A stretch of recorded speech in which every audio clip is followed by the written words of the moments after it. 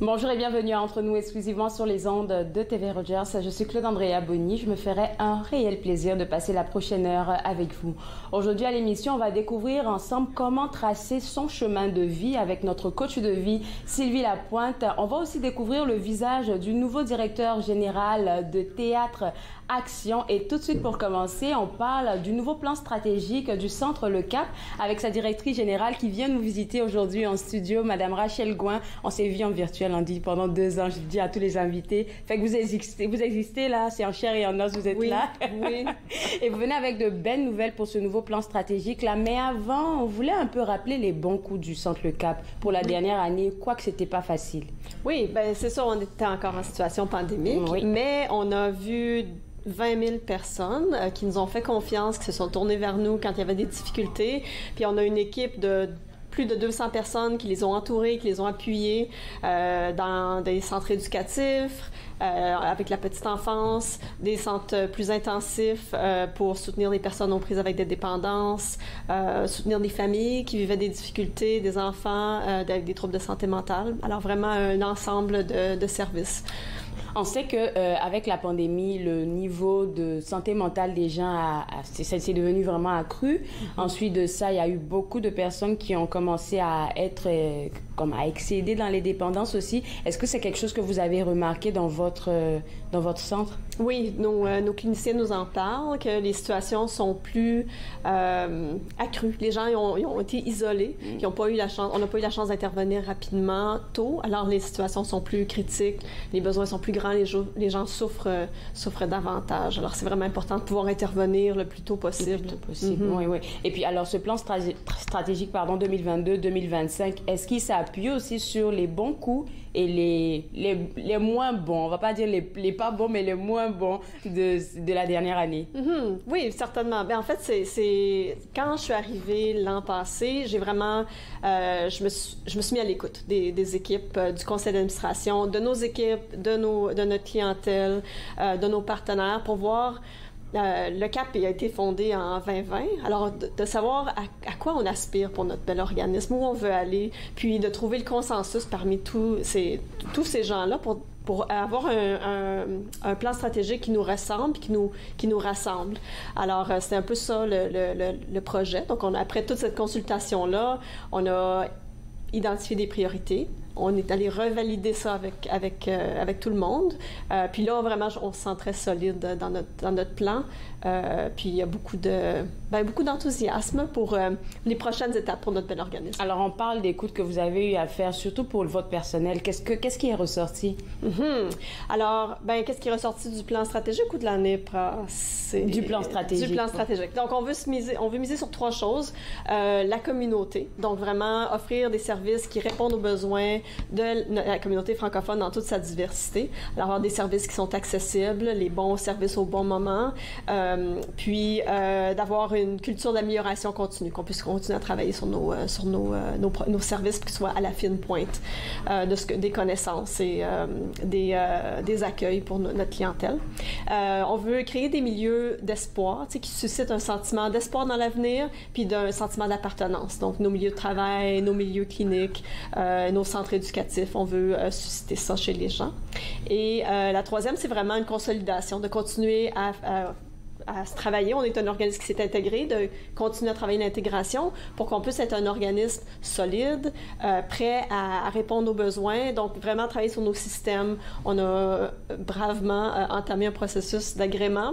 On veut être un employeur de choix. Donc, on s'est mis des grands objectifs, mais c'est vraiment pour se consolider, se solidifier en tant qu'organisme pour être le mieux outillé pour répondre aux besoins. On peut dire que vous avez fait un grand parcours parce que le Centre Le Cap, c'est un mix de 2 organismes, on le sait. Ça s'est fait en 2020, si je me trompe. En 2020 et en 2021. Je pensais encore que c'était 2022, mais c'est en 2021 que vous avez reçu un prix même de reconnaissance au prix Bernard Grand-Maître à la soirée des galas pour le travail que vous avez fait. Donc, je me dis que ça vous a mis un peu, pas une bonne pression. La barre est haute. La barre est haute, c'est ça, pour la communauté, parce que là, maintenant, tous les regards se tournent vers vous pour, OK, qu'est-ce que vous pouvez donner de plus encore?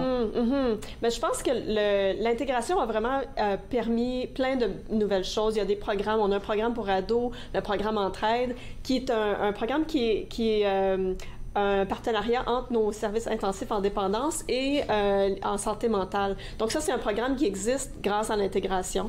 La même chose pour les programmes de traitement de jour pour les jeunes qui vivent des dépendances ou des troubles de santé mentale qui viennent déranger ou perturber leur fonctionnement scolaire. Nous, on les soutient. Collaboration encore entre nos secteurs. Les différents programmes sont importants. Je pense pas qu'on devrait passer vite fait dessus. Fait qu'on va prendre une pause. On va revenir juste après. Puis peut-être qu'on pourrait donner quelques éléments de ces programmes-là. Oui. Vous regardez Entre nous exclusivement sur les ondes de TV Rogers.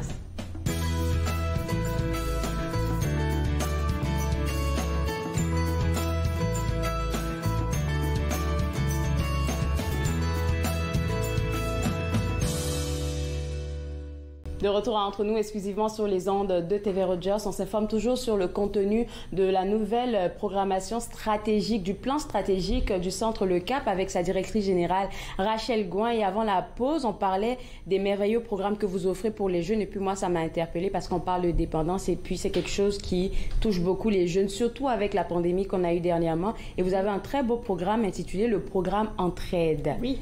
Il s'agit de quoi? Oui, bien, il s'agit en fait d'une collaboration entre nos experts en santé mentale et en dépendance. C'est un programme pour les jeunes de 12 à 24 ans, des gens qui vivent des troubles de santé mentale ou de dépendance ou qui ont...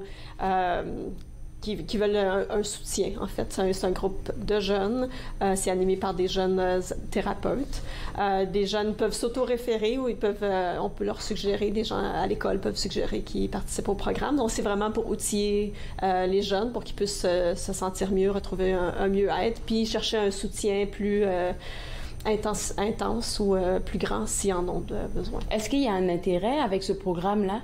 Oui, il y a un grand intérêt. Il y a encore de la place. La prochaine session commence en octobre, donc les gens sont bienvenus à communiquer avec nous sur notre site web, centrelecap.ca. Centrelecap.ca. Alors, le programme qui commence en octobre, il va s'arrêter quand? Et puis, est-ce qu'il y aura une autre cohorte? Plusieurs mois. Oui, il y a une cohorte. C'est un programme qui se poursuit. OK, c'est bon à savoir. Là, je ne sais pas exactement combien de temps il dure. Mais on va aller sur le site web, là, www.centrelecap.ca pour avoir plus d'informations. Le programme s'appelle le programme Centre-Aide pour les jeunes de 12 à 24 ans. On veut insister là-dessus. Ça peut aider les parents et aussi les jeunes. On va aussi parler des besoins grandissants et plus complexes parce que c'est un point que vous voulez mettre en avant. Quels sont vos besoins?